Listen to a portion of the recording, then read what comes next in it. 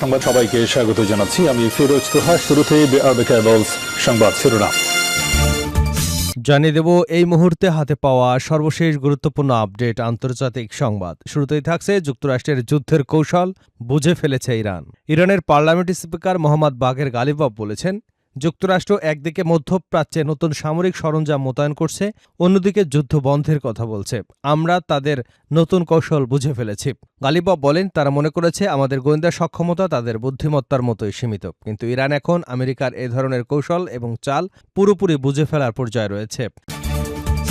এবারে জানাবো সৌদি আরবের বিরুদ্ধে নৌ অবরোধ ঘোষণা। ইরান সমর্থিত ইয়েমেনের হুতি বিদ্রোহীরা সৌদি আরবের বিরুদ্ধে সামুদ্রিক অবরোধ ঘোষণা করেছে। গত সপ্তাহে উভয় পক্ষের মধ্যে পাল্টাপাল্টি হামলার পর এই ঘোষণা দিল গোষ্ঠীটি। সোমবার আল জাজিরার এক প্রতিবেদনে এ তথ্য প্রকাশ করা হয়েছে। এদিকে ইউক্রেনের ওডেসা বন্দরে জাহাজে হামলা, 4 ভারতীয় নাবিক নিহত।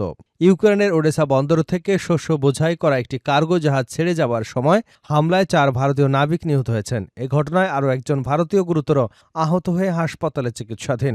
হামলার ঘটনায় তীব্র নিন্দা জানিয়েছে ভারত। জানাবো দক্ষিণ লেবাননের শহর থেকে এখনও পিছু হটেনি ইসরায়েলি বাহিনী। দক্ষিণ লেবাননের বিভিন্ন শহর থেকে ইসরায়েলি বাহিনী নিয়ন্ত্রণ প্রত্যাহার এবং লেবানন সেনাবাহিনীর পুনরায় নিয়ন্ত্রণের খবর নিয়ে অসন্তোষ ও বিভ্রান্তি তৈরি হয়েছে।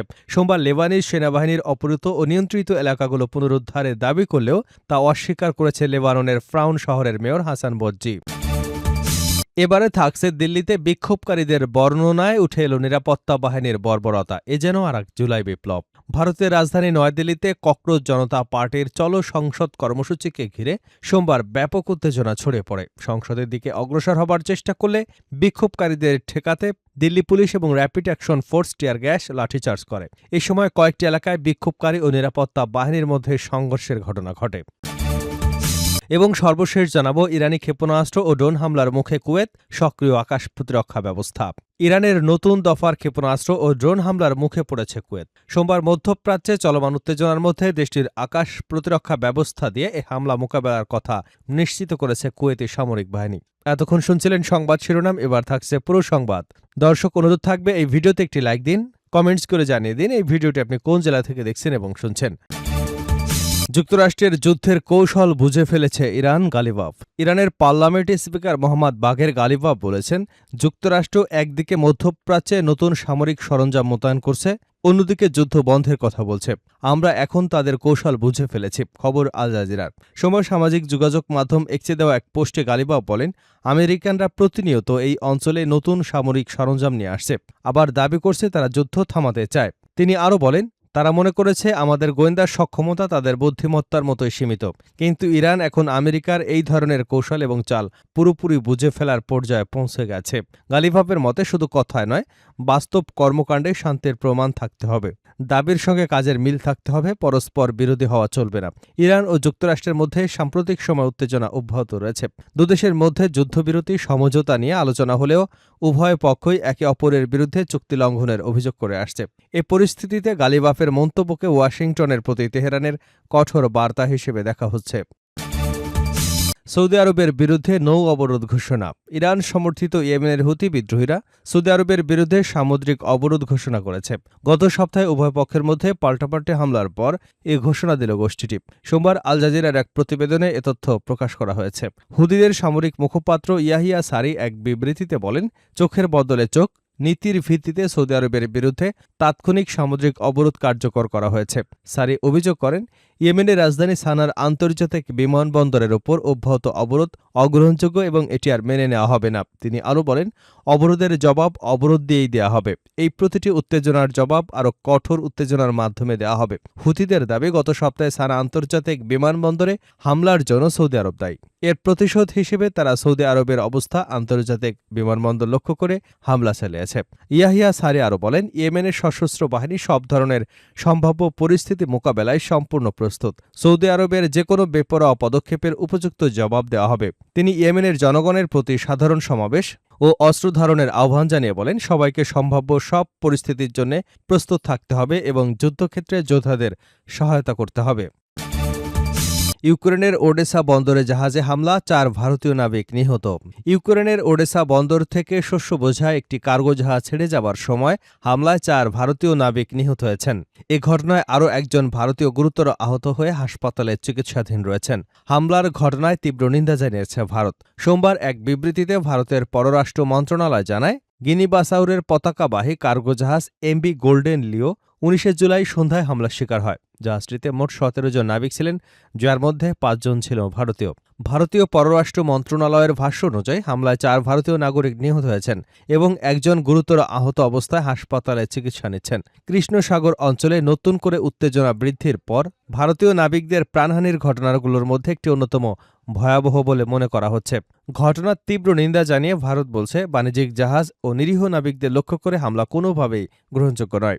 একই সঙ্গে সমুদ্রপথে অবাধ চলাচল ও আন্তর্জাতিক বাণিজ্যের নিরাপত্তা নিশ্চিত করবার আহ্বান জানিয়েছে নয়াদিল্লি। বিবৃতিতে আরও বলা হয়, বাণিজ্যিক জাহাজে হামলা চালিয়ে বেসামরিক নাবিকদের জীবন ঝুঁকির মুখে ফেলা এবং সমুদ্রপথে অবাধ চলাচল ও বাণিজ্যে বাধা সৃষ্টি করা অত্যন্ত নিন্দনীয়। এ ধরনের হামলা থেকে বিরত থাকার জন্য সংশ্লিষ্ট পক্ষগুলোর প্রতি আহ্বান জানিয়েছে ভারত। দক্ষিণ লেবাননের শহর থেকে এখনও পিছু হটেনি ইসরায়েলি বাহিনী। দক্ষিণ লেবাননের বিভিন্ন শহর থেকে ইসরায়েলি বাহিনীর নিয়ন্ত্রণ প্রত্যাহার এবং লেবানন সেনাবাহিনীর পুনরায় নিয়ন্ত্রণের খবর নিয়ে অসন্তোষ ও বিভ্রান্তি তৈরি হয়েছে। সোমবার লেবানিজ সেনাবাহিনীর অপহৃত ও নিয়ন্ত্রিত এলাকাগুলো পুনরুদ্ধারের দাবি করলেও তা অস্বীকার করেছে লেবাননের ফ্রাউন শহরের মেয়র হাসান বাজ্জি। মেয়র হাসান বাজ্জি আল জাজিরাকে দেওয়া এক সাক্ষাৎকারে জানান, লেবানিজ সেনাবাহিনীর আওতায় আল গারবিয়া শহরে এখনও মোতায়েন শুরু করতে পারেনি, কারণ ইসরায়েলি বাহিনী শহরটির বহির্বিভাগ বা সীমানা এলাকা থেকে এখনও সম্পূর্ণ প্রত্যাহার করা হয়নি। তিনি আরও বলেন, এগুলো স্রেফ মুখের কথা। ফ্রাউন শহরে নতুন অগ্রগতি বা বাস্তব পরিবর্তন হয়নি, পরিস্থিতি আগের মতোই রয়ে গেছে। অবশ্য আঞ্চলিক স্থিতিশীলতা ফেরাতে ইসরায়েল কর্তৃক দখলকৃত দক্ষিণ লেবাননের শহরগুলো ফিরিয়ে দেওয়ার লক্ষ্যে সোমবার থেকে আনুষ্ঠানিকভাবে পাইলটজন কার্যক্রম পরিচালনা শুরু করা হয়েছে।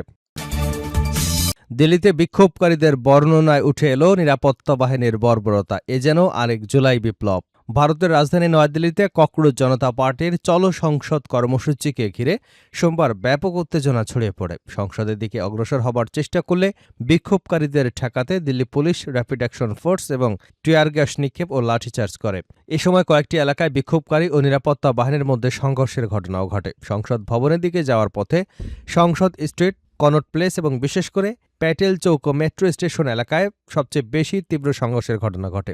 বিক্ষোভকারীরা ব্যারিকেড ভাঙার চেষ্টা করলে নিরাপত্তা বাহিনী একাধিক টিয়ার সেল নিক্ষেপ করে এবং লাঠিচার্জ চালায়। প্রত্যক্ষদর্শীদের মতে কিছু বিক্ষোভকারী কাঁচ এবং প্লাস্টিকের বোতল ছুড়ে মারেন। হিট নিউজে প্রশ্নপত্র ফাঁসের ঘটনার দায় নিয়ে কেন্দ্রীয় শিক্ষামন্ত্রী ধর্মেন্দ্র প্রধানের পদত্যাগ এবং শিক্ষা ব্যবস্থার সংস্কারের দাবিতে হাজারো শিক্ষার্থী ও সমর্থক কনট প্লেস থেকে জনপথ হয়ে সংসদ মার্গের দিকে পদযাত্রা শুরু করে। তবে সংসদ মার্গের প্রবেশমুখের আগে থেকেই ব্যারিকেড সরিয়ে তাদের অগ্রযাত্রা আটকে দেয় পুলিশ।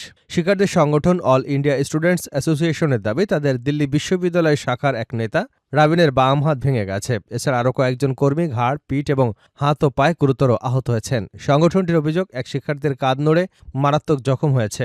নারী বিক্ষোভকারীদের উপর পুলিশ লাঠিচার্জ করেছে। টিয়ার গ্যাসে আক্রান্ত এক বিক্ষোভকারী বলেন, সকাল থেকে তারা শান্তিপূর্ণভাবে আন্দোলন করছিলেন। চারদিকে ব্যারিকেড থাকায় নিরাপদে সরে যাবার পথও ছিল না। অনেক শিক্ষার্থী অভিযোগ করেন, নিরাপদে বেরিয়ে আসার চেষ্টা করলেও পুলিশ সহযোগিতা না করে তাদের উপর লাঠিচার্জ করে। পরে তারা নিজেদের রক্ষার রাস্তার পাশে থাকা যানবাহনের আড়ালে আশ্রয় নেন।